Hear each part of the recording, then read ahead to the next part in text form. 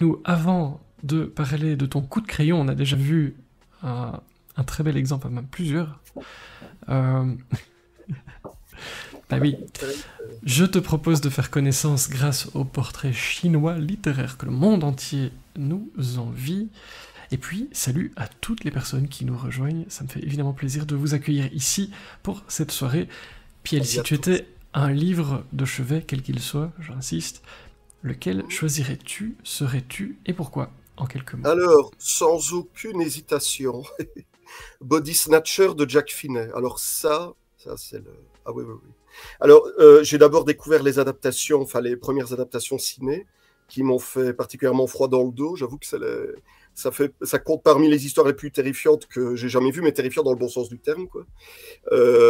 J'aime beaucoup. Et le livre, disons, il m'a étonné parce que Jack Finney, j'ai découvert Jack Finney avec Le Voyage de Simon Morlaix, qui est une histoire de voyage dans le temps, mais je me suis vite dépêché de dévorer Body Snatcher. Et en fait, ce qui est bien, c'est que c'est un auteur qui marie la nostalgie comme ça, avec l'action, le suspense. Enfin, c'est un brassage de pas mal de genres, et il y a une petite note comme ça de nostalgie des temps anciens qu'il y a dans le roman Body Snatcher, qu'il n'y a pas forcément dans les adaptations, et qui fait tout le cachet du livre. C'est un livre que j'ai lu pour la première fois 3 fois dans la même année, donc ça c'est bon signe. Quand on aime, on ne compte pas. D'ailleurs, j'aime tellement que je retire mon logo, même si je l'aime beaucoup, pour mettre à tout hasard... On va mettre Sweetie, j'ai envie de commencer par là, même si on fera pas du tout ça dans cet ordre-là, mais ça me fait plaisir. Si tu étais un format, parmi tous les formats qui existent, poche, grand format, e-book, audio, c'est-à-dire format. poche, grand format, e-book, audio, bande dessinée, ou toute autre chose, Ah un format, lequel choisirais-tu, en sachant que tout est possible? Que tout est possible. Ben oui. Mon Dieu, dessin animé, alors ça, sans aucune hésitation, quoi. Ok, on verra peut-être... Dessin animé, je suis tombé dedans quand j'étais petit et j'en ai jamais décroché. Dès qu'il y avait de l'animation à la télévision, je restais bloqué, fixé à l'écran. Donc c'est dessin animé sans aucune hésitation, l'image par image, mais à mort. On va avoir un petit exemple hein, juste après, Oui. parce que je suis sûr que ça va fonctionner. Restez bien avec nous. Si tu étais une maison d'édition, tu en connais quelques-unes évidemment. Ouf. Laquelle serais-tu? Dans celles avec lesquelles j'ai déjà collaboré, ou alors de manière... Tout ce que tu veux. Tout ce que je veux. Bon. Je vais me faire des ennemis, moi, là. Tu peux aussi citer une caractéristique d'une maison d'édition qui te correspond. Quelque chose, une chose à laquelle tu es attentif quand tu signes un contrat, quand tu es approché par quelqu'un pour un projet. Tu peux citer voilà, une caractéristique plutôt que la maison, si c'est plus simple. Moi, j'ai pas de caractéristiques particulières, en tout cas quant aux maisons d'édition jusqu'à présent. Enfin, il y en a eu 2 jusqu'à présent, mais il y en a d'autres qui arrivent. Et ce sont des gens, enfin, les gens qui les dirigent, je les connais déjà depuis un petit moment, et je sais déjà leur professionnalisme. Enfin, c'est des gens qui ont les pieds sur terre. Et donc, moi, c'est précisément pour ça que j'ai tenu à bosser avec eux. Et voilà, quoi, ils mettent en confiance les auteurs. Donc, moi, je vais les citer. Il y a d'abord L'Ivresse, fatalement. Il y a Sharon Kenna pour le charmant petit livre dont tu as mis la couverture ici. Et il y a Bande à part, donc pour un projet en cours. Donc, Bande à part. Voilà, je vais citer, évidemment, Émilien Ancio, L'Ivresse Édition. Cyrielle Walcan pour Sharon Kenna et David Cagnon pour Bande à part. C'est des gens pro et dans tous les sens du terme, et voilà quoi. Enfin, c'est bien voilà, je ne fais pas de préférence. Si tu étais un rayon dans une librairie, bande dessinée tout de suite, sans aucune hésitation. T'es tombé dedans quand t'étais petit? Exactement, en fait, quand j'étais petit et qu'on allait faire les courses au magasin, je restais dans le rayon BD et jusqu'à ce que on ait fini les courses, quoi. On venait me chercher après. Et j'ai découvert pas mal d'auteurs à cette occasion-là. Donc oui, grand souvenir. Oui, non, bande dessinée sans aucune hésitation. Bande dessinée et peut-être cinéma aussi. Voilà. Et merci Oli pour le lien de Body Snatcher. Si tu étais un marque-page, avec quoi marquerais-tu la page? Je sais que ça perturbe des gens cette question. Non, mais ça perturbe pas, mais c'est parce que ici j'avais refait des marque-pages par rapport aux livres justement à venir ou qui ont déjà été édités par. Écoute, moi, je vais t'en présenter deux, parce que c'est les... Attends, ouais, voilà. Parce que, regarde, je fais un petit coup de pub, allez, voilà, bon. Swing Green pour l'ivresse, et Le Roi des Astres pour Bande à part. Alors ça, c'est le prochain projet, je sais qu'on va en parler tout à l'heure, mais avec sur des textes d'Amandine Skiers donc pour Bande à part. Donc voilà, ça, c'est les petits signets que je m'amuse à faire. Crayon de couleur, et puis après, voilà. Voilà. Ils sont J'ai très pas très les beaux. autres. Alors, désolé pour Sweetie, je l'ai pas Mhm. ici, mais ça, c'est deux échantillons. Voilà. Pendant ce temps-là, je vous ai mis la couverture de Swing Green, parce que j'aime bien varier les plaisirs. Si tu étais un personnage, lequel serais-tu et pourquoi? Alors, un personnage, oulala. Mon Dieu. Un personnage. Bon, James Bond, c'est tentant. Pourquoi pas? Pour pas mal de. Tu Tu veux sais, le des mec gadgets? Voilà, et puis bon, pour certaines raisons qui se passent de commentaires, et puis parce que c'est aussi quelqu'un La qui voiture? montre. Oui, voilà, aussi, oui, et puis, enfin, voilà, pour le tout. Puis bon, Et le fait de ne quelqu'un jamais qui. mourir, accessoirement, c'est Voilà, pratique. entre autres. Oui, Mhm. sauf, enfin, ça, on va pas spoiler, mais enfin, oui, on peut le Non, taire. on va pas. Non. Voilà, on va se taire. Mais oui, et puis pour tout, quoi. Pour tout ce qui lui arrive, tout ce qui. Enfin, et puis le fait qu'il a réponse à tout, quoi. Qu'il a la bonne décision au bon moment. Ça, c'est un 180 degrés par rapport à moi, quoi. Mhm. Et j'avoue que j'aspire à ce genre de choses. C'est pas de malveillance en ce qui me concerne, mais j'essaye quand même de garder cette. Mais ça, je lui envie sur tout ça, quoi. Voilà. Si tu étais un temps de conjugaison, même Ouh là si là. tu es un dessin, mais... Hmm. Oh mon Dieu. Bon, le futur simple. Mhm. Le futur simple, bah, il faut toujours voir ce qui va arriver. Bon, évidemment, moi, je suis un grand nostalgique de pas mal de choses. Mais bon, déjà, il faut jamais avoir de regrets, d'une part. Donc, pour ça que je braque sur le futur. Bah, pour les projets à venir, parce que ça fourmille là-dedans. Il y a des collaborations en vue, et c'est surtout à ça que j'aspire pour le moment. Donc, le futur simple, sans aucune hésitation. Si tu étais la bande-son de ton univers graphique, Oh. tu mettrais quoi comme musique? Mhm. De mon univers graphique, attends un peu. Oh mon Dieu. Tu peux citer un groupe, une chanson, un instrument, tu peux citer un genre de musique. Bref, c'est très très libre. Hein. Oui. Mm. Mais écoute, moi je me suis pris à. C'est surtout ce qui se passe dans ma tête, hein, plutôt ce qui pourrait se passer dans ma tête. Je me suis surpris à revoir les Tex Avery, parce que Tex Avery, c'est un de mes cinéastes de chevet. Et donc, dans la famille, le compositeur qui se marie très bien avec son réalisateur et qui reste avec lui, ben, il y a Scott Bradley.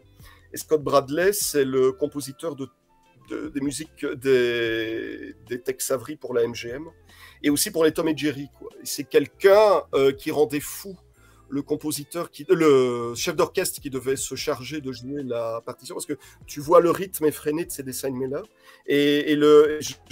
J'avais appris que ce compositeur-là était carrément, pas insulté, mais disons, vertement semoncé par le chef d'orchestre, parce que ni lui ni les musiciens, ils avaient parfois du mal à suivre les compositions, mais il y a un mariage tellement réussi du mouvement, de l'image, bon, du son et surtout de la musique, puis c'est quelque chose qui me ravit à chaque fois que je tombe dessus.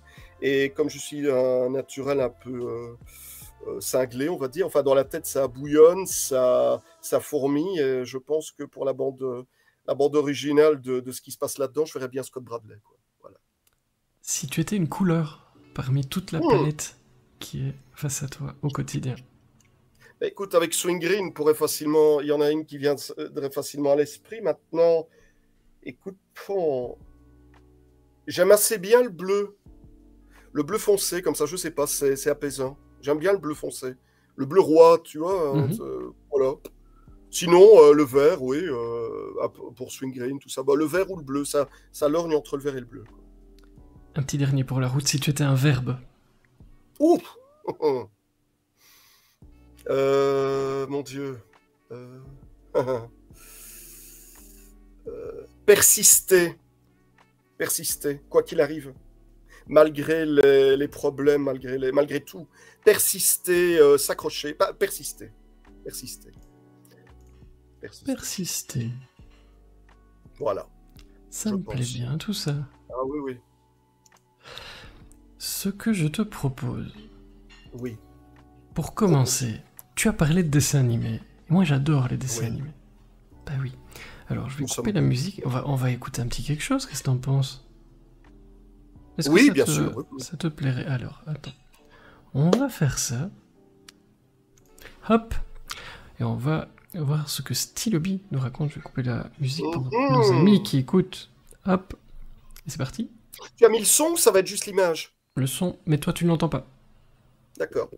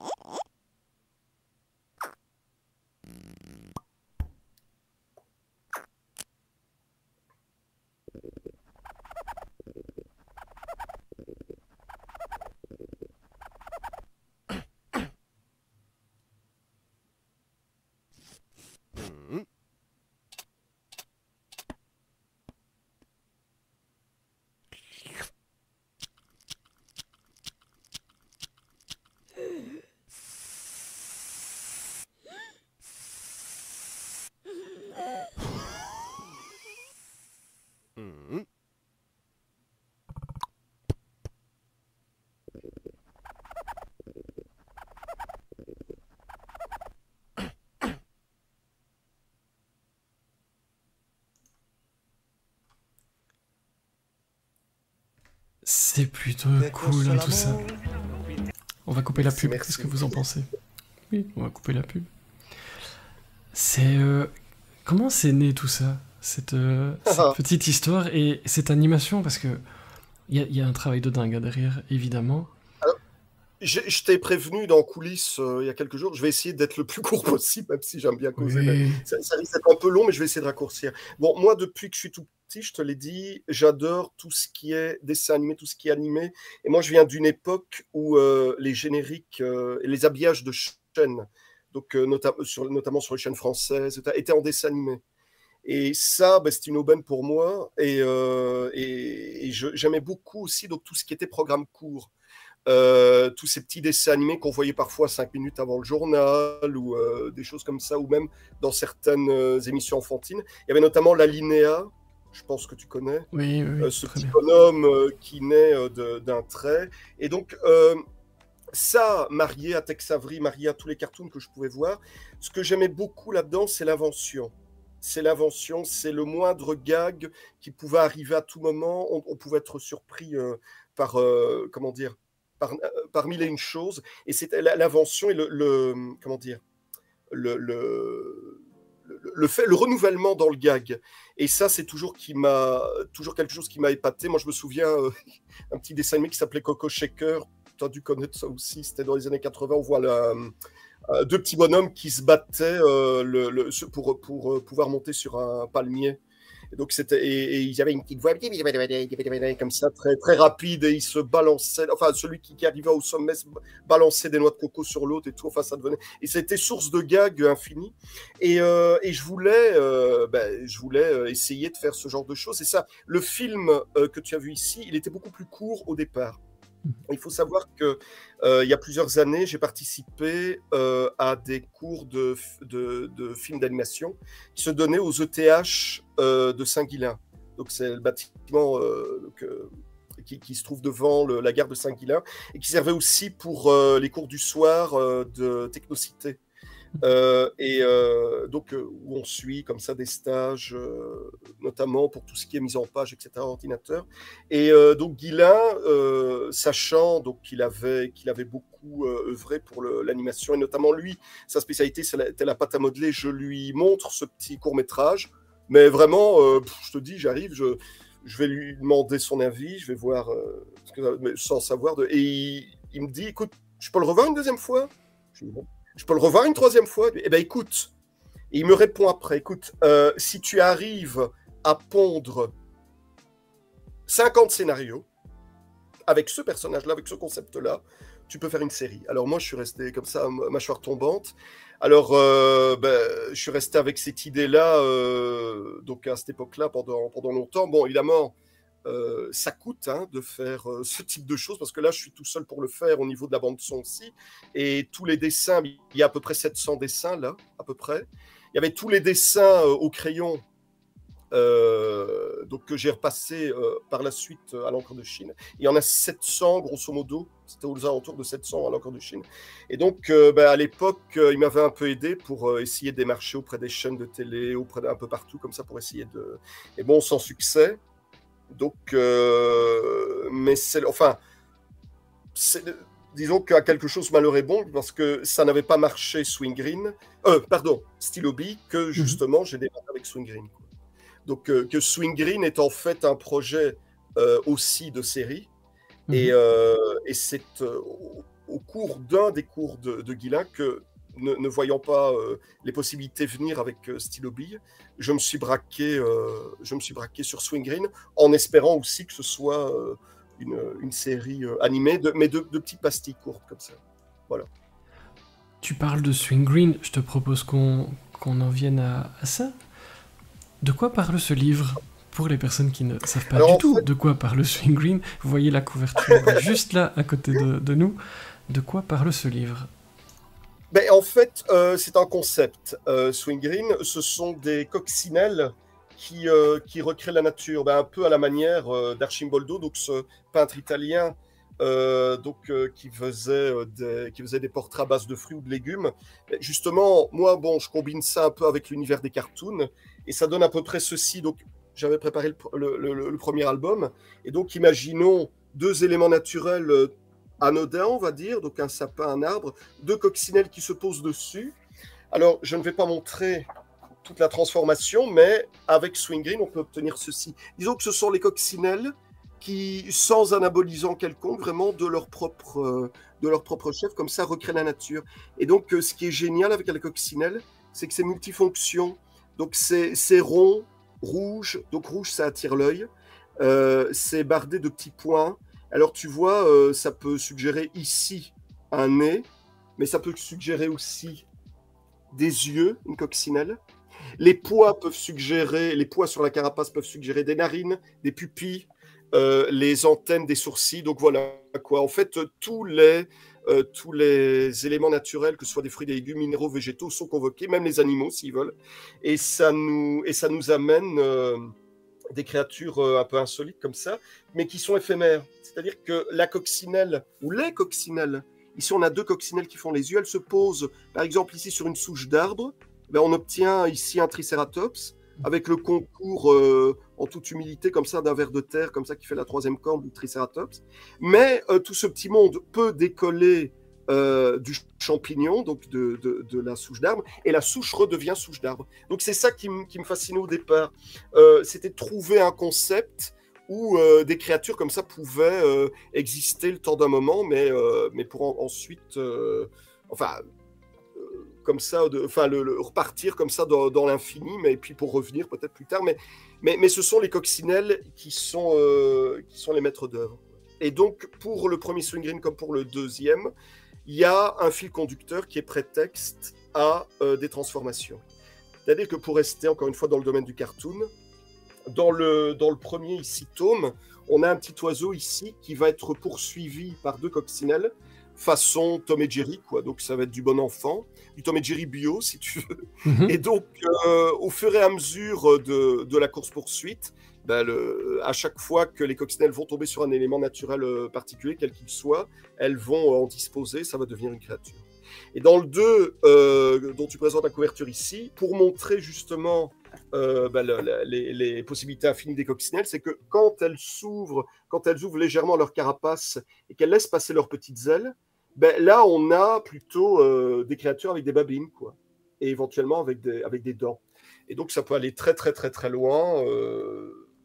Disons que, voilà, ici, on a un lion, par exemple, qui à base de fleurs. Voilà, d'une fleur. Tout ce qu'il y a de plus... Pas de texte du tout, me demande-t-on dans l'oreillette. Pas de texte. Disons que les créatures parlent d'elles-mêmes, je dirais, bien qu'elles soient muettes. Mais en fait, au tout début, disons que Swing Green existait pour du dessin animé, mais je n'arrivais pas non plus à le monter en animation. Et c'est au cours d'une exposition où je présentais ces dessins-là que j'essayais de trouver le moyen de les mettre en scène, quoi, un prétexte. Et je me souvenais un peu de toutes ces fausses encyclopédies qu'on réalise comme ça sur des univers. Tu sais, il y en avait par exemple pour le dessinateur Mézières qui avait fait ça, une encyclopédie des créatures comme ça, des créatures extraterrestres qu'il avait inventées pour Valérian. Ou alors tout ce que tu peux trouver sur Star Wars ou Le Seigneur des Anneaux, donc ces encyclopédies où on présente les créatures, et puis avec leur nom, leur mode de vie, etc. etc. Et je voulais faire ça avec Swing Green, leur inventer un nom, même un nom latin, les ennemis qu'ils ont, leur mode de vie, où dorment-ils, que mangent-ils. Et puis à la dernière minute, j'en reparle à Émilie, donc ici, qui est l'éditrice des 2 tomes, et je lui dis, écoute... moi, j'ai peur que... Enfin, voilà, je trouve pas d'idée. Et puis, j'ai l'impression que ça... Enfin, on était tous les deux d'accord pour se dire que ça risquait de brider l'imaginaire du spectateur. Voilà, comme un accord avec Émilie, on est resté sur le sans-texte. Et on se rend compte que c'est un atout plus qu'autre chose parce que les enfants accrochent davantage. Et j'ai été assez agréablement surpris de voir que même les 2 ans et demi, 3 ans, quand ils tombent sur ce livre-là, ils accrochent davantage, notamment aux grandes illustrations. Parce qu'en fait, Swing Green est composé donc d'une histoire, comme je l'ai dit, qui est racontée sous forme de planches BD. Mais lorsque les créatures engendrées par les coccinelles arrivent, je voulais un stand-by dans l'histoire où on les voit en grand pour que le lecteur puisse apprécier la créature. Et donc, je crois que ce sont ces grandes illustrations-là, enfin, des dires que j'ai eus lors des premiers tours, quoi, du premier Swing Green, ce sont ces grandes illustrations-là qui apparemment retiennent davantage l'attention des enfants. Et ça, c'est génial, quoi, parce que et donc, de 2 à 150 ans. Comment ? C'est de 2 à 150 ans. Voilà, c'est ça. C'est encore plus que Tintin, quoi. Ah oui, mais complètement. Voilà. C'est un peu la même question qu'a Chris tout à l'heure, mais ça m'intéresse. Je suis un peu monomaniaque sur certaines choses, vous inquiétez pas. Tu dirais quoi à quelqu'un qui voit ton art comme un hobby plutôt qu'un métier ? Il y en a, malheureusement. Parce qu'on voit le travail incroyable qu'il y a derrière. Tu disais, oui. le dessin animé qu'on a vu, Style Hobby, 700 dessins, plus tout le boulot évidemment après pour le mettre en musique, pour que ça s'anime, etc., etc. 700 dessins. Tu dirais quoi aux gens qui pensent que c'est pas un métier ? En fait, moi, je suis arrivé un peu en bout de en parcours de la précédente interview, où je ne sais plus le nom malheureusement, du dessinateur qui me précédait, qui expliquait que il me semblait qu'à un moment donné, il glissait qu'il ne voyait rien d'autre, il ne se voyait faire rien d'autre qu'à part le dessin, quoi. Il a glissé, il me semble, ce genre de choses. Moi, c'est pareil, quoi. Et ça a été problématique, donc, je veux dire, au moment de mes études supérieures, parce que je ne voyais vraiment pas me diriger vers autre chose que le dessin. Ça a toujours été, depuis mon plus jeune âge, vraiment une passion, quoi. Donc, je me suis dit, allons-y tous azimuts et voyons ce qui va en sortir. Et c'est vraiment par hasard que... j'ai fait la connaissance de mes premiers employeurs au début des années 2000 qui savaient un peu... En fait, je recherchais justement par le biais de l'animation, parce qu'à cette époque-là, j'étais pas encore muni de... Enfin, il n'y avait pas encore tout l'appareillage qu'on peut avoir pour faire facilement de l'image par image et tout. Il y avait des ASBL qui existaient un peu en Belgique qui mettaient à disposition comme ça des caméras ou autres, et des caméras donc, de prise de vue image par image. Et donc, un jour, je vais dans une ASBL donc, qui n'existe plus maintenant, qui s'appelle Le Chabot, qui se trouvait au Reux. Et donc, je parle un peu de ma passion pour le dessin, pour les animations. Je montre un peu ce que je fais. Et donc, ils m'ont beaucoup aidé pour justement au niveau technique, pour pouvoir faire mes premiers gros tests.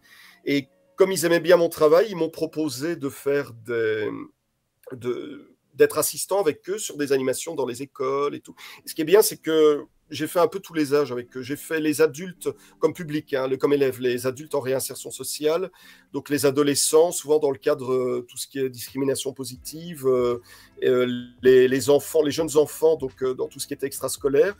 Et par la suite, il n'y a pas si longtemps que ça, un peu avant le Covid, notamment pour les personnes handicapées aussi. Ça, c'était une de mes des plus grandes expériences, je dois dire, un très grand souvenir. Et donc la véritable expérience professionnelle que j'ai, c'est ça. Ce sont toutes ces animations que j'ai pu donner, que je donne encore occasionnellement aussi dans les écoles et tout. Mais je reste braqué, quoi qu'il arrive, sur le dessin, en espérant que l'un ou l'autre projet puisse, déjà que j'ai un pied... Bon, grâce aux premiers éditeurs qui m'ont permis de donner ma chance comme ça, j'ai déjà un pied dans l'édition. Ce que j'aimerais maintenant, c'est pouvoir continuer et embrayer retourner vers l'animation, quoi. Et d'ailleurs, Swing Green, j'envisage de nouveau que ce projet tente de nouveau sa chance au niveau du dessin animé, quoi. Ça, c'est un de mes grands rêves, quoi. Mais par le biais, encore une fois, du programme court, parce que je vois que ça pullule malgré tout, notamment sur YouTube, etc. Et je voudrais de nouveau repartir dans cette direction-là. Non, moi, à ma mesure, le conseil que je pourrais te donner, c'est de continuer, de s'accrocher, quoi, de persévérer, je le disais tout à l'heure. Pour ceux qui s'accrochent, il y a toujours quelque chose qui arrive. On finit toujours par croiser la route de gens, et encore plus avec les réseaux sociaux maintenant. J'ai l'impression que ça va un peu plus vite avec les réseaux sociaux. J'ai l'impression qu'on peut être connecté avec le monde entier en une fraction de seconde, mais les rapports, les liens peuvent facilement se faire. Et, non, il faut se raccrocher. S'accrocher, ne pas perdre de vue ses ambitions premières. Si on se sent... comment dire, si on sent que c'est une passion, il faut foncer tête baissée et s'accrocher. Et s'accrocher. Je sais pas si vous en avez envie, moi oui, mais est-ce qu'on regarde une autre animation? Ce serait chouette. Et elle a un lien avec Swing Green, si je dis pas de bêtises. Je sais pas si tu veux nous teaser la petite vidéo, ou si on la regarde et puis qu'on en parle après. T'as envie de quoi? Lance-la comme ça, lance-la. Je la lance, mais pas trop loin, sinon après je la récupérerai pas. Alors. Ça va aller. Il est tard, qu'est-ce que vous voulez? Oui, alors, moi aussi, t'inquiète, je vais... Allez, je vous laisse profiter avec le son.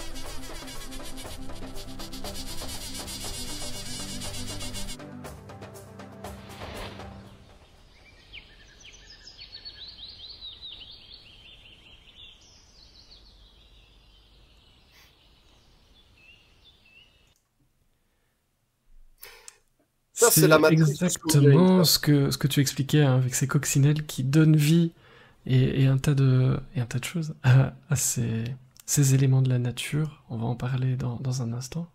N'hésitez pas à nous dire ce que vous en pensez hein, dans le chat. J'aime bien lire vos messages. Il y a quoi dans la boîte à outils de Piel? Tu aimes travailler avec quelle technique? Ouh là On là. demande. Alors, alors là, c'est bon. Moi, je respecte infiniment les dessinateurs qui savent combiner le à la main et aussi sur tablette graphique parce qu'il y a des résultats absolument hallucinants. Mais moi, je ne jure que par ce qui se fait à la main, quoi. Moi, une tablette, ça fait deux.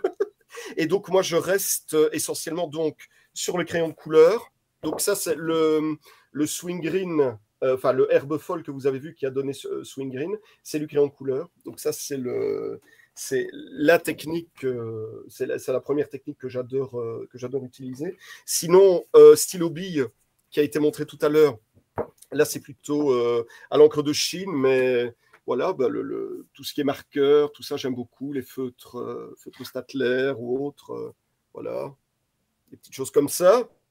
Et le brou de noix aussi. Alors, le brou de noix, c'est assez sympa. Ça, je me permets de citer Myriam Vanhoff, professeure d'aquarelle au métier d'art du Hainaut, à Gemap, qui m'a initié à cette technique. C'est de la poudre de noix mélangée à de l'eau et qui permet de donner des effets aquarelles beaucoup plus, enfin, je trouve, subtils qu'avec l'aquarelle même. Et alors, bon, moi, le petit truc, c'est que c'est une technique que j'aime bien utiliser avec du matériau qui n'est pas fait pour le dessin. C'est-à-dire, je n'utilise pas forcément de la plume ou du pinceau. Pour les ombres, comme ça, pour les étalages, comme ça, je peux utiliser le doigt.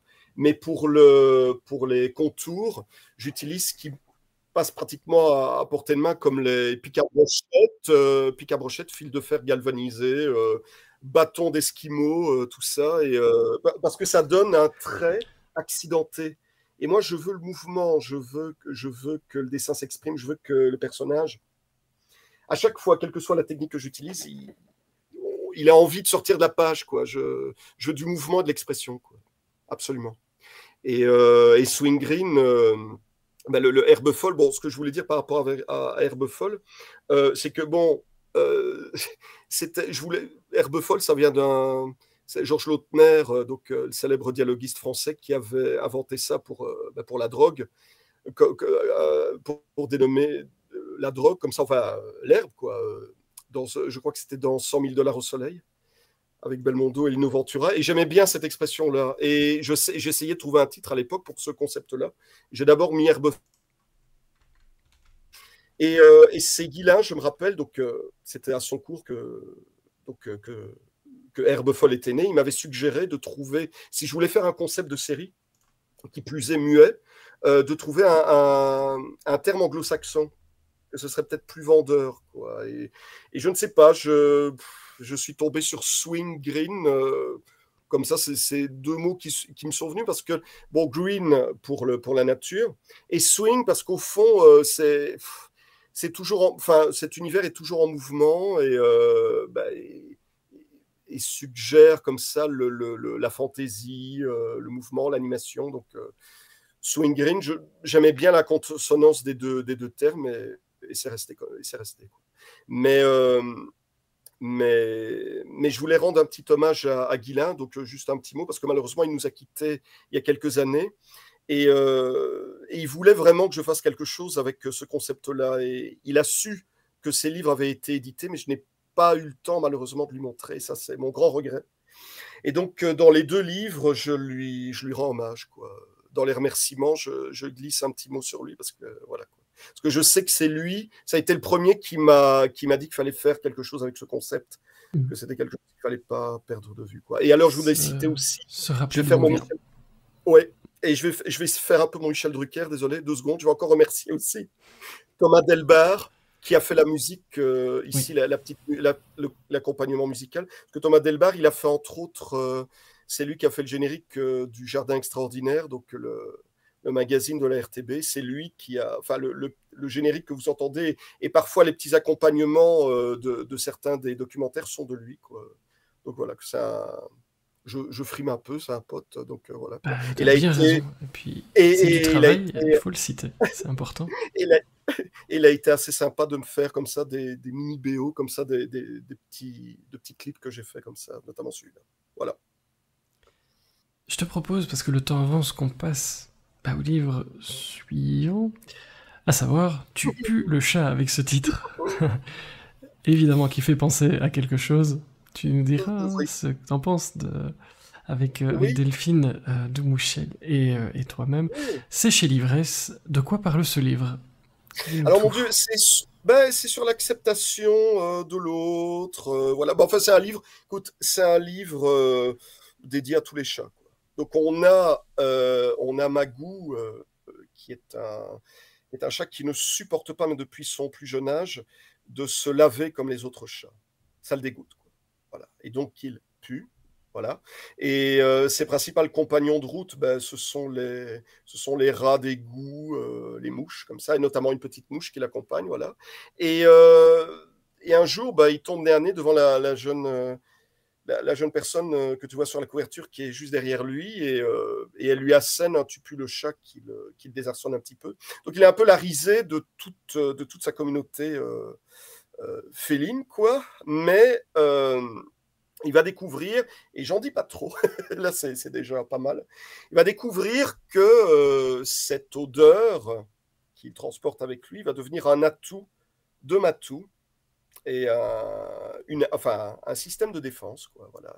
Et c'est aussi sur l'acceptation de soi, quoi. Enfin, il y a de l'amour, du suspense, de l'action, il y a un peu tout ça, quoi. Il y a un peu tout Donc ça. Bonne c'est Delphine soirée. qui nous a imaginé cette chouette Imaginez petite. ça. Bonne soirée Anita, merci beaucoup et bon courage demain à 6 heures. Je me lève plus ou moins à la même, je pense, hein. Peu de choses près. On va Euh, fermer, on fermera, vous inquiétez pas. Vous inquiétez pas, il n'y a pas de souci. Ça s'adresse à qui, me demande-t-on, au Alors, niveau des tranches d'âge? c'est à partir de 5 ans. Ok. C'est à partir de 5 ans. Et oui, et je veux dire, bon, oui, tu pues le chat, bon, ça s'adresse pas évidemment uniquement aux fans de ce que vous avez deviné de, de, de la petite joke que nous a fait Fred tout à l'heure, là. Ben oui, c'est. Enfin, il n'y a pas. Voilà, il y a. Disons que c'est vrai qu'en salon, ben, il y a ce titre génial donc, qui attire l'attention. Et puis, bah, il y a les pros.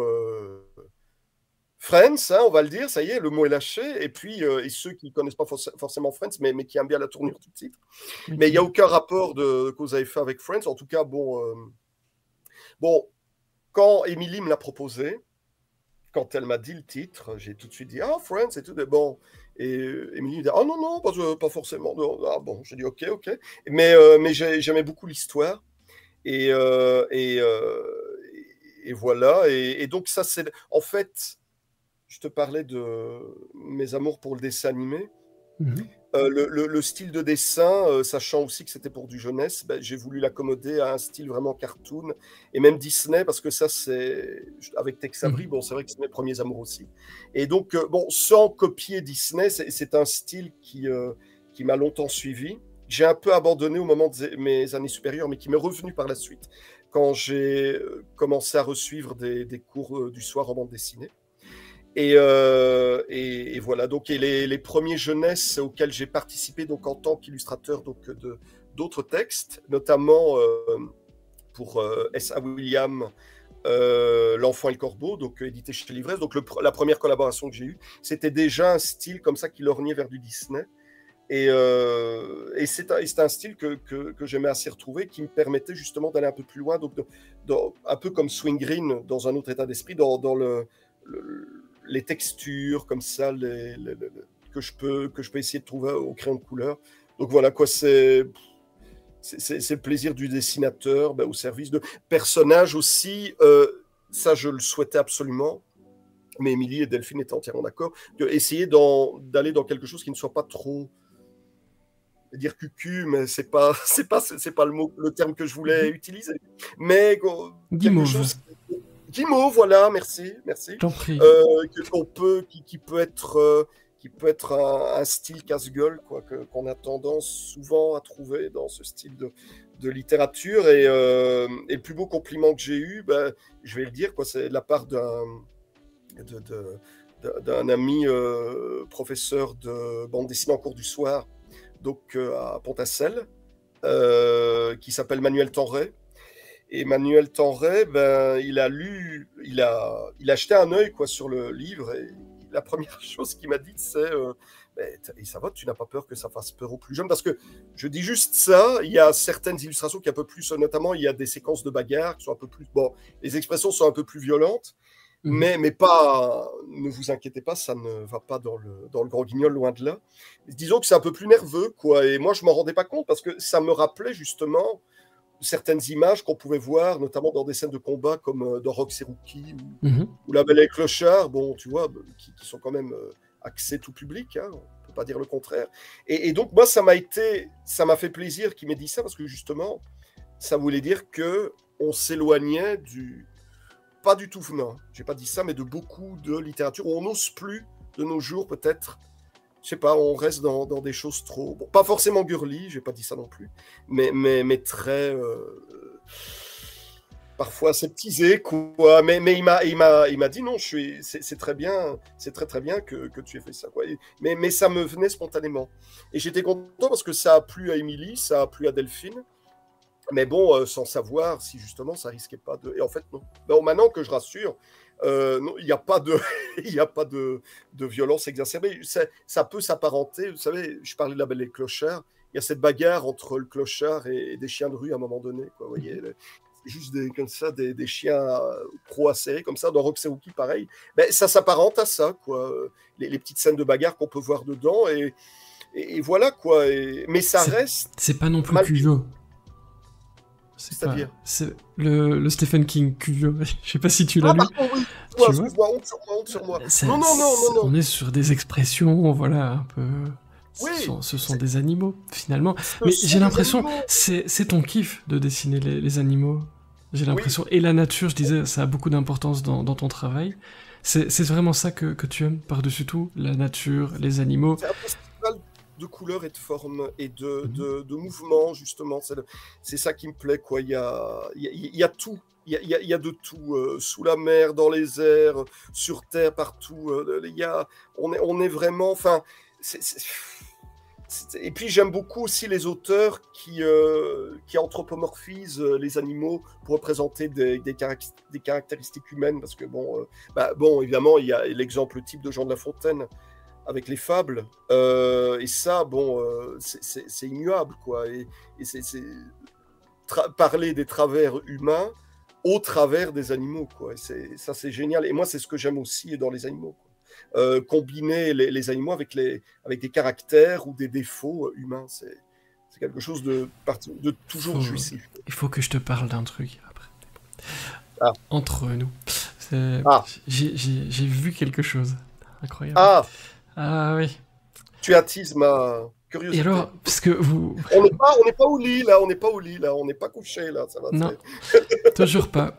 Alors, pour ceux qui aiment les mots qui comptent triple, donc le fait de modifier la nature et des choses comme vous avez vu avec Swing Green, c'est de l'anthropomorphisation.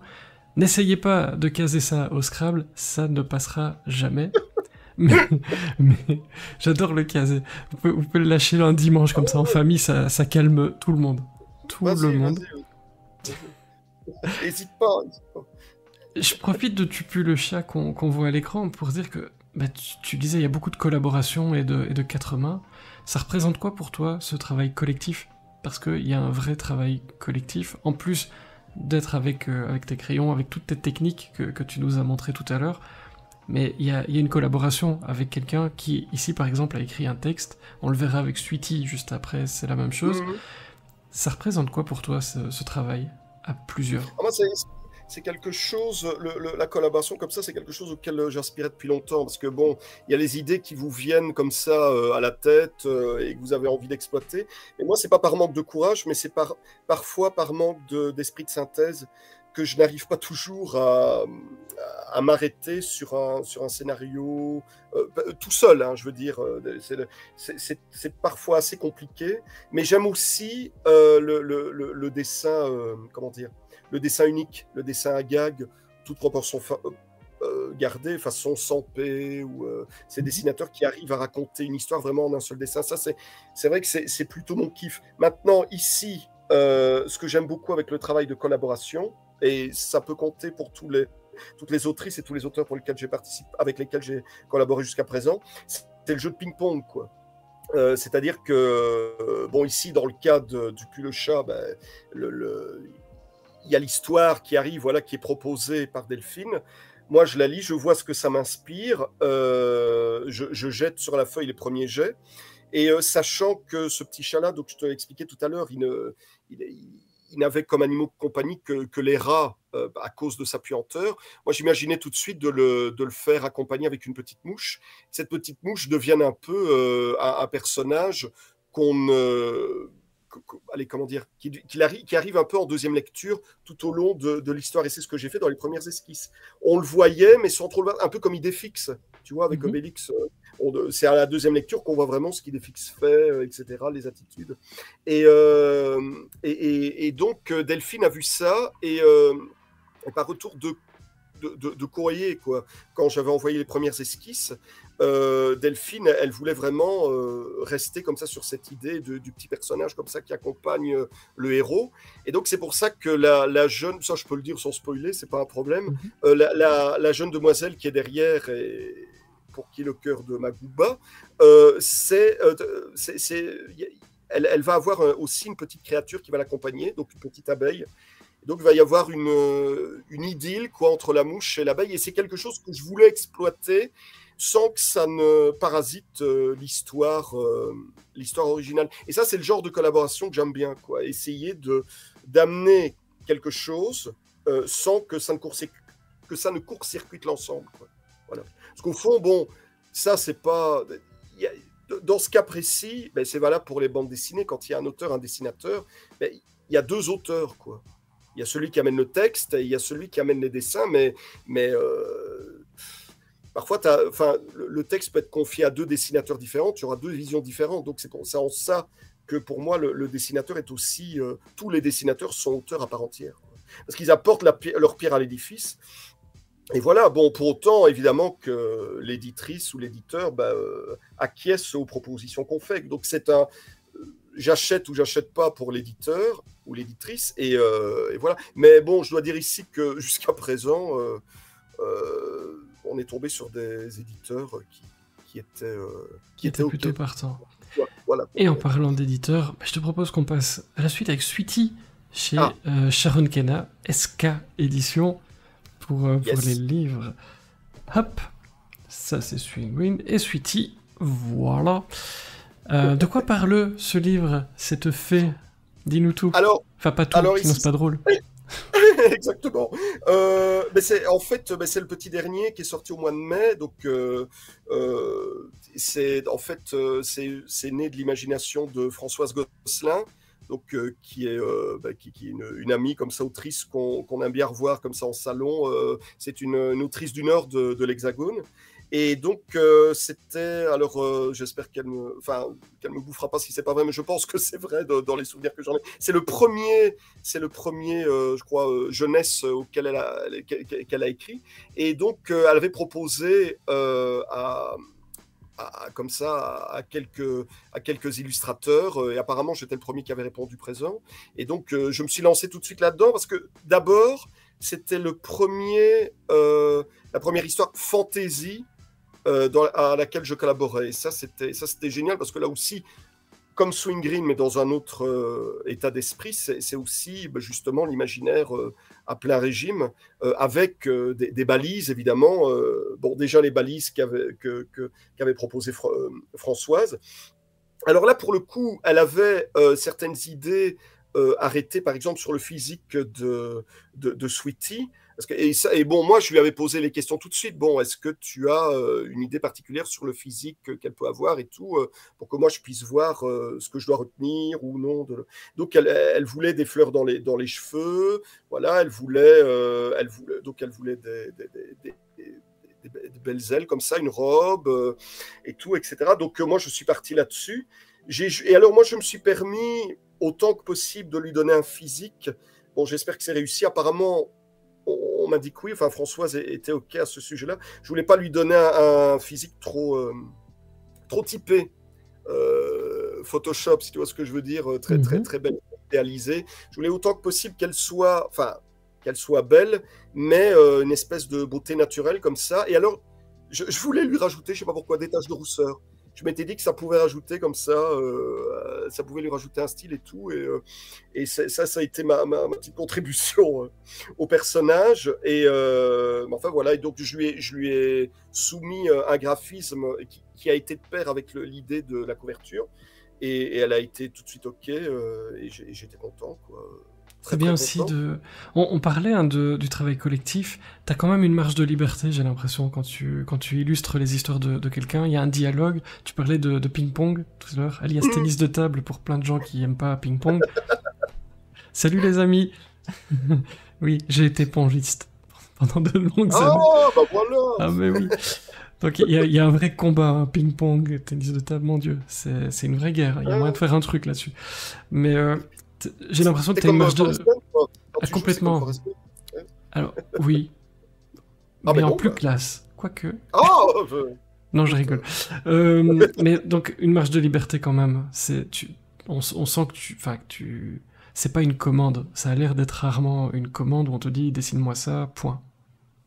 Les autrices et les auteurs avec lesquels j'ai déjà collaboré et ceux avec lesquels je collabore actuellement encore sur d'autres projets, on se connaissait déjà un peu quand même d'avant.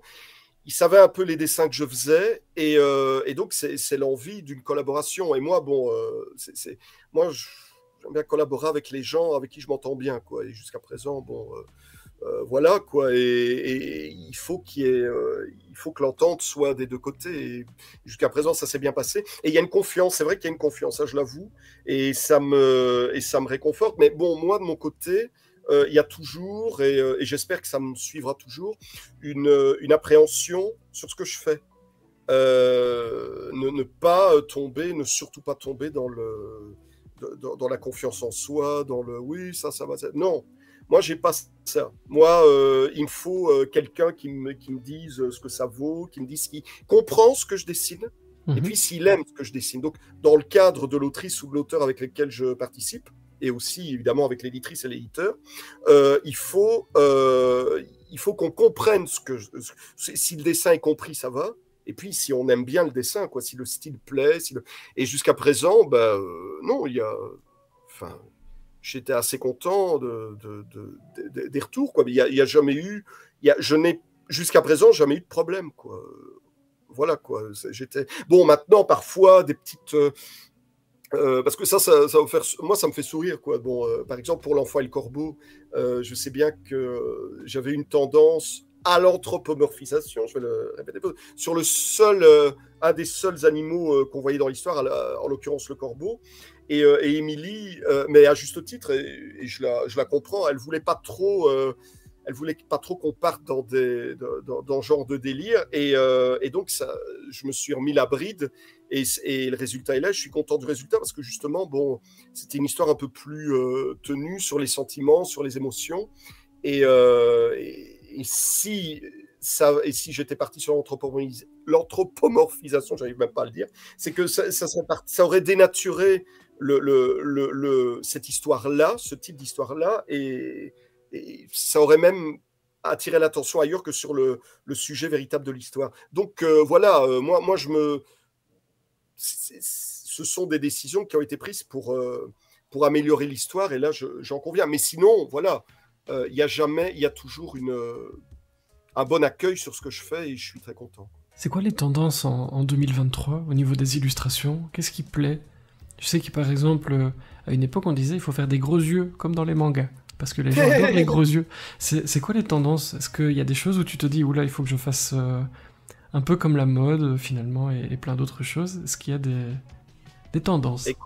Écoute, il y a 20 ans, quand je bossais avec Guilain, ça fait déjà 20 ans, lui il me disait quand il fallait créer un personnage, justement, soit en animation, c'est vrai que les grands yeux, pas forcément manga ou autre, enfin on se comprend, mais les grands yeux, c'est ce que les gens aiment, enfin il faut, enfin c'est le regard, parce que c'est vrai que quand le personnage, ben, c'est le visage et puis les yeux qui attirent l'œil tout de suite, quoi, d'un personnage quel qu'il soit. Mais on a l'impression que le manga, depuis qu'il a, enfin moi, je viens de la génération Dorothée, Récréa 2, tu vois, donc j'ai grandi Pareil. avec Albator, Goldorak, Juliette, Je t'aime, et j'en passe, et des meilleurs. Et je renie pas, quoi, je renie absolument pas. Donc certains disaient japonaiserie dans les années 80, bon, ça, il y a les pour et les contre. Bon, moi, ça ne m'a pas perturbé mon existence d'aimer ça. Bon, mais on voue un culte au manga donc qui est infini et qui est incommensurable et ça continue. Bon, on a l'impression qu'il y a un peu les pros comics, les pros Marvel, les pros manga, le style entre guillemets Disney, DreamWorks, tu vois, on a l'impression qu'il est. Enfin, moi, bon, c'est vrai que je vais un peu plus de cette tendance-là, mais plus franco-belge aussi pour ce qui est de la bande dessinée. Moi, j'aime beaucoup Hergé, donc Uderzo, Franquin, tout ça. Ça, c'est mes Madeleines de Proust et elles m'ont jamais quitté. Mais bon, je peux aimer d'autres styles aussi. Mais c'est vrai que la tendance générale, on a l'impression que ça reste. Je parlais du girly, mais on a l'impression qu'on a le girly, on a le manga.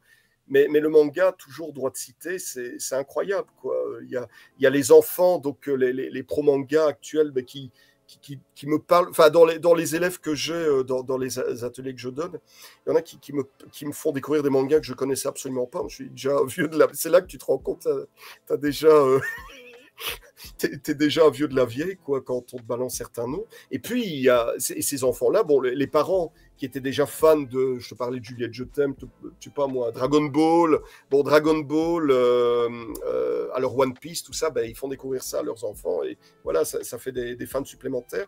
Mais on a l'impression que c'est vrai que le manga est davantage, ou tout ce qui est lisse, tout ce qui est ligne claire, enfin, tu vois, ligne claire, ligne bien fermée, tout avec une espèce de belle patine, comme ça, je vois ça sur quand tu regardes sur TikTok, hein, tous les réseaux, comme ça, on a l'impression que c'est un peu ce qui surnage un peu de l'ensemble, mais voilà, quoi. Maintenant, il faut pas pour ceux qui n'ont pas forcément ce style de dessin, il faut pas s'inquiéter, quoi. Il y a de la place pour tout le monde. Il y a de la place pour tous les styles et on le voit aussi sur les réseaux sociaux, quoi. Il y a pas de raison, quoi. Il faut faire il faut faire comme on aime et puis c'est tout. Mais c'est peut-être des tendances. Il faut voir dans 10 ans ce qu'il y aura droit de citer. Il faut voir. Tout ça est cyclique.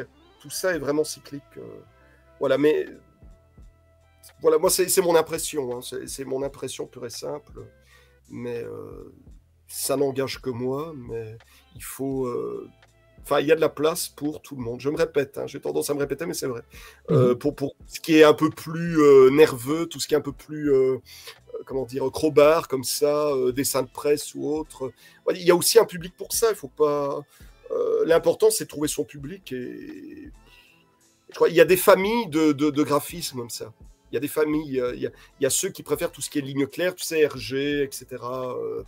L'école belge comme ça d'RG. Il y a les pro-franquins comme ça, où c'est un peu plus rond, avec les gros pifs comme ça, tu vois, comme tout ce qui est Spirou Magazine, etc. Il y a le manga, mais c'est à chaque fois des familles. Et puis, bon, on peut jongler d'une famille à l'autre, hein, c'est pas interdit. On peut avoir plusieurs styles, ça c'est en fonction de l'envie aussi, donc faut pas... Il y a de la place pour tout le monde, il y a de la place pour tous les styles, tous les graphismes, faut pas perdre ça de vue, quoi. Voilà. Imaginons, c'est une question traditionnelle de la boîte pour clôturer, parce que le temps passe, on l'avait dit que ça allait passer vite. Imaginons que la boîte puisse te faire traverser le temps et que tu te retrouves, toi, quand tu avais 10 ans. Tu aimerais dire quoi à l'enfant que tu étais avec tout ce que tu sais aujourd'hui? Oh là là. Écoute, le mot persévérer, je vais encore l'utiliser, j'aime bien l'utiliser ce mot-là. Accroche-toi, accroche-toi. Parce que bon, évidemment, à 10 ans, oui, Dieu merci, on est fou, on est inconscient, on est encore plus inconscient. Parce que on n'a pas comment dire, on n'a rien vécu à 10 ans, quoi. on est né la semaine dernière quand on a 10 ans. Et donc voilà, on dit tout se paye et tout finit par payer un jour. Et accroche-toi, et confiance en toi et nom de Dieu, n'hésite pas à aller au bout de tes rêves. C'est tout ce qui compte. C'est tout ce qui compte, malgré... parce que c'est vrai, il y a les gens à cet âge-là qui disent « Oh oui, tu dessines encore à ton âge, tatati, tatata. » Ben, pourtant, 10 ans, bon, ça ne paraît pas insensé ou quoi, mais on a l'impression qu'à une certaine époque, ça paraissait un peu... Enfin, voilà. Mais moi, je sais bien, j'avais ces réflexions-là quand j'étais en primaire. Mais non, il n'y a pas de sous-métier, il n'y a pas de... Il faut déjà, bon, c'est à partir de 14-15 ans qu'on a la possibilité de suivre les cours du soir en dessin, donc voilà. Donc il n'y a pas de... il faut s'accrocher, quoi. Il faut avoir confiance et accroche-toi, petit. Donc ça, moi, à 10 ans, voilà, accroche-toi. Accroche-toi. Continue de lire des BD, lis des BD, va voir des dessins animés. Ça finira par payer, t'inquiète. Voilà. Et en parlant de finir par payer, tu as plein de projets.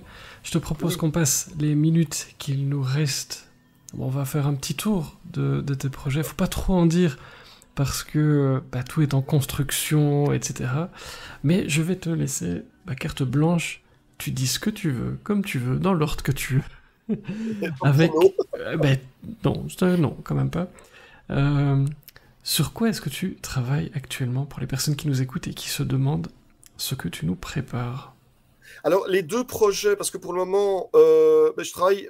Moi, ma vitesse de croisière, c'est 2 projets en même temps. et ici, parce que j'aime bien jongler d'un univers à l'autre, et ici, les 2 projets actuels. Alors, il y a d'abord Le Roi des Astres, qui est écrit par Amandine Skeers, donc une autrice qui est récemment arrivée à la maison d'édition Bande à part, donc dirigée par David Cagnon. Et donc là, on est vraiment dans ce que j'aime. On est dans le cartoon, dans la fantaisie, dans le délire, dans le pastiche. Alors, je n'en dis pas plus, mais sauf que le héros, le voici, c'est un lion. Et imagine, en fait, là, tu parlais du ping-pong. Amandine, elle m'a connu par rapport à mes dessins et elle voulait collaborer avec moi. Je voulais collaborer avec elle. Et elle m'a dit, parce qu'elle aimait bien, elle voyait que j'aimais bien dessiner les animaux. Et elle m'a proposé un animal, l'animal avec lequel je voulais travailler. Donc, il y a eu plusieurs noms qui sont sortis. Et je crois qu'elle m'a proposé le lion dans toute une liste. Et je suis resté braqué sur le lion parce que le lion, j'en avais pas encore fait. Et donc, voilà quoi. Donc, je n'en dis pas plus en disant juste que ça va lorgner du côté du gag et du pastiche. Maintenant, nous avons aussi de nouveau une nouvelle collaboration avec S.A. William. Donc Sonia Couder, donc fidèle des fidèles de chez Livresse Édition. Et là, ça va s'intituler Une drôle d'amitié.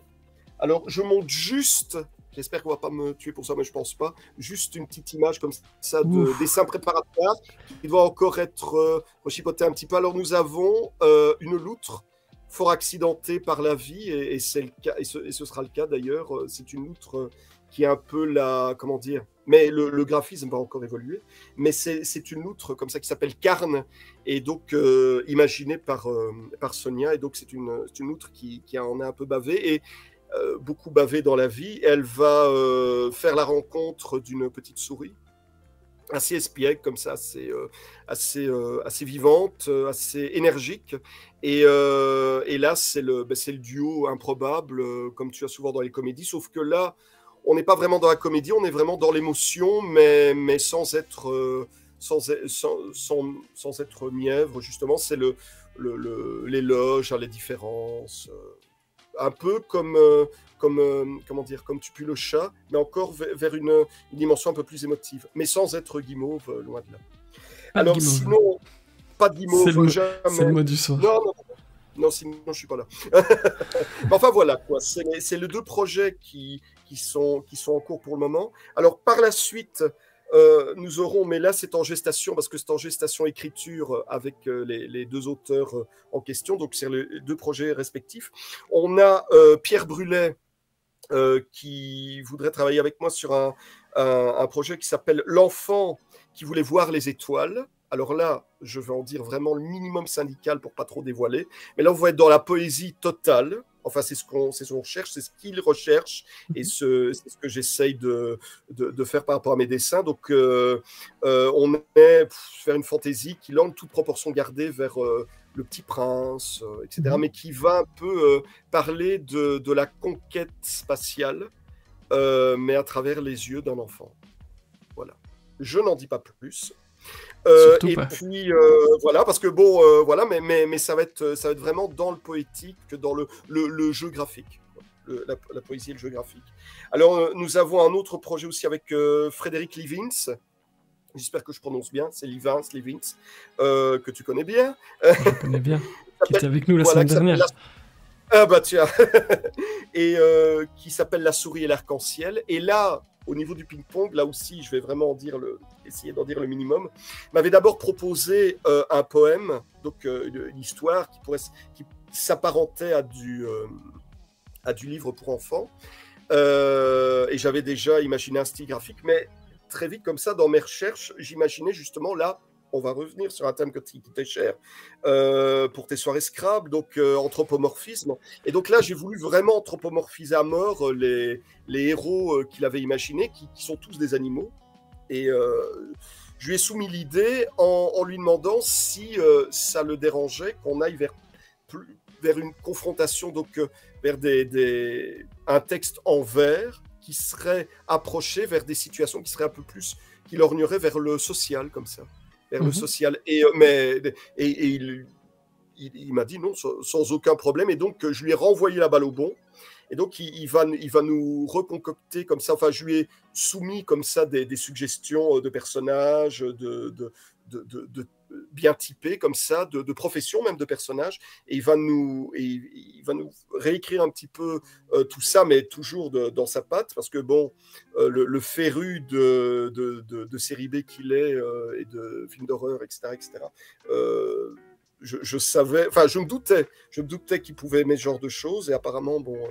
Ça a tenu et voilà quoi. Donc c'est en gestation aussi, mais aussi bien de la part de Pierre que de la part de Frédéric. Il y a leur travail d'écriture aussi qui est encore combiné avec des idées. Là, c'est vraiment du quatre mains des deux côtés, avec des suggestions de dessins ou d'idées visuelles qui vont leur inspirer des choses, et ceux qui vont écrire vont m'inspirer des choses. Donc c'est ping-pong des deux côtés. Alors je dis juste encore ceci, mais là je n'en dis vraiment pas plus. Par la suite, il y a aussi deux projets avec là aussi un projet animalier avec une pie cette fois-ci, une pie et un chien, toujours des duos d'animaux, avec Sabine Cachard au texte. Donc ça, c'est une amie autrice qui vient du Nord aussi. On aime bien les gens du Nord, quoi, du Nord de la France. Et un projet donc un peu plus, qui est l'illustration, là, en roman graphique, qui sera l'illustration d'un texte d'un certain Geoffrey Clostrio. Je crois que tu connais bien aussi. Oui, et là, il me fait peur parfois. N'hésitez pas à aller voir sa chaîne sur YouTube, oui. La Maison Close.